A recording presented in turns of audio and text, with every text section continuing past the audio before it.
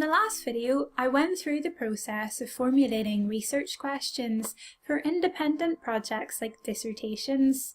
Before settling on the wording of the title or question, it's useful to have a sense of the analytical framework you'll construct upon which to build your argument, as this will inform what your question needs to convey before the examiner reads the document. It's difficult to reduce a project that may be 10 or 15,000 words long into a pithy 1 or 2 line title or question. But the more informed you are, the easier it will be to pinpoint exactly what you need to communicate, so the examiners are with you from the outset. The next video deals more closely with that wording, as well as how to write proposals and abstracts.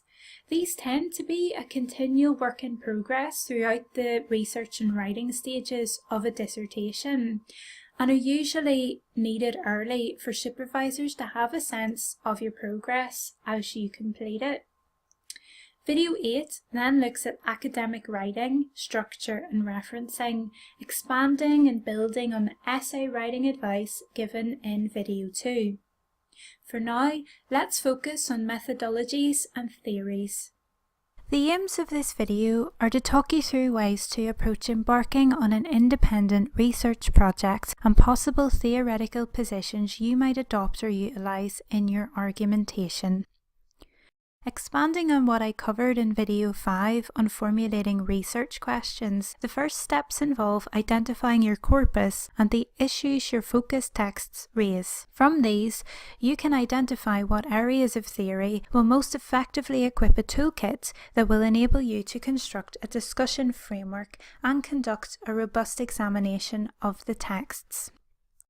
A few theoretical areas not in my list in Video 5 that you might want to choose from include post-colonialism, semiotics, cultural materialism, new historicism, deconstruction, and eco-criticism. Eco-criticism is an example of theory with no set methodology and is seldom applied, at least relative to more dominant theories, largely because it decenters the human. It looks instead from the point of view of nature and the environment, and this makes it counterintuitive to use, as most other critical approaches to engaging with cultural production, certainly in the West, are anthropocentric and have often evolved from the liberal humanism at the core of early studies of English literature which emerged in the 19th century. Post-colonialism engages in another kind of decentering and recentering, that of those historically othered and exoticized by dominant colonial privilege. Feminism can add another layer here by drawing attention to whose voices are still more likely to remain stifled. Cultural materialism provides an example of a theory-based methodology that is open to varied and mixed approaches. It emerged in the UK in the 1980s as a more personal, political, non-elitist alternative to conservative traditions. It was influenced by the rise of Marxist and feminist theories and attempts to understand the human by situating a cultural product amidst its range of material conditions. This can involve not only looking at a work during its own time and context of production, but in the ways its cultural currency continues. I raise cultural materialism because it's part of the patchwork of theoretical approaches that I tend to consult for my own research outputs, and it frames a lot of the advice that I'm about to outline. Cultural materialists tend to look at established canons in new, more inclusive ways, and much of my work is concerned with social justice and conflict transformation, often focusing on socio-politically marginalised people and issues. And where I diverge is that I also try to centralise works that have been pushed to the peripheries of canons, which cultural materialists tend not to do, although many of the same rules of analysis apply. The development of cultural materialism in cultural studies paved the way for scholars like me who are concerned by the lack of visibility and representation of groups and individuals due to their race, class, gender, nationality, sexual orientation, ability or circumstances. My work also naturally leans towards cultural materialism because part of its mechanism is drawn from text-focused, structural and post-structural approaches. The focus focus texts are always the primary texts. Every approach to studying them ought to stem from the information they provide. As Peter Barry outlines in Beginning Theory, the critical method combines an attention to 1. Historical context, 2. Theoretical method, 3. Political commitment, and 4. Textual analysis. Cultural materialist critics tend to look again at the histories around a text and its production to root out information lost to the annals of conservative histories that may have erased certain aspects, such as exploitation, oppression, and who all was involved. They engage in close reading grounded in theoretical approaches such as structuralism and post-structuralism. This becomes framed by political perspectives which break with conservative values traditionally mapped onto canonical works. Given that their focus texts tend to be beacons of established canons, the final step is to intervene through demonstration the ways that traditional approaches are problematic, and to apply new, more abstract or conceptual ways of reading texts to works that are upheld as national and cultural icons. As I mentioned, the final point is where I break from the cultural materialist model, because I think it's important to study works and cultural producers who are also marginal to the dominant systems. It's useful though as a starting point to stitching together your own framework designed using complementary perspectives that will provide you with a well-equipped toolkit to unpack your focus texts and construct a robust argument with them. Using the questions in video 5 that I suggest posing to yourself, you should be on your way to choosing focus texts and an investigation topic, as well as consulting those closely by rewatching, rereading and taking notes. Read around them. What else was being produced around the same time? Can you identify trends or common themes? What is their context? What histories do they link with? Is something missing from discussions about the texts, past or present? What do your peers think? As you answer these questions and draw connections, you should be able to begin narrowing and focusing your topic, and if working on a dissertation, identifying several prominent strands of your argument that will form the basis for chapters. To keep your engagements with texts analytical, Karen Goksick, Richard Barsom and Dave Monaghan in their study guide Writing About Movies suggest a process of summarising, evaluating, analysing, synthesising. Much of the work of summarising and evaluating primary and secondary sources will likely become absorbed into your introduction and/or literature review, which I'll describe in video 8. The more you prepare and draft at the early stages, the easier your write-up is going to be. Try to concisely sum up the focus texts making up your study's primary corpus.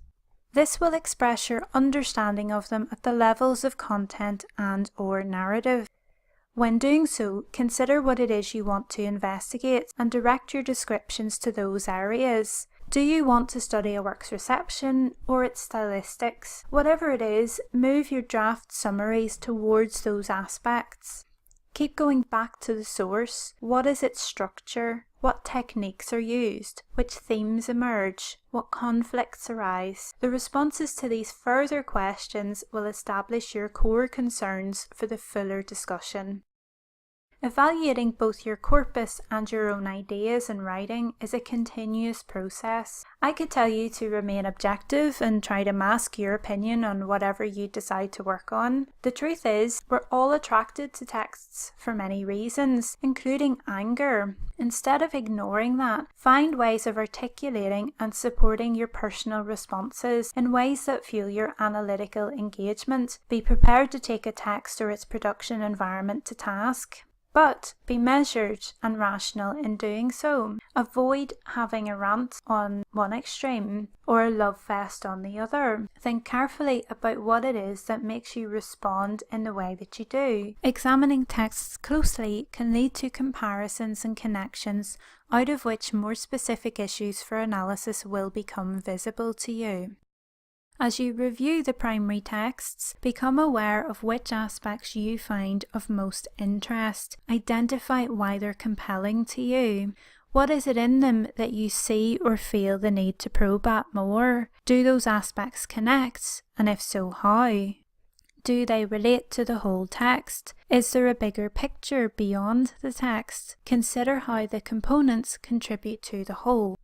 Employ straightforward textual analysis, whatever approach is appropriate for your subject, to look deeper. For example, in film, describe all the elements of the mise en scène, cinematography, editing, sound, style, pace, theme, period, setting, everything in a given indicative scene. Look at the intricate details. They're gold mines of information. Whatever you pick out as points of interest will point you in the direction of what theoretical perspectives are most appropriate to facilitate deeper investigation. You can, of course, be led by the theory and choose texts for suitable application.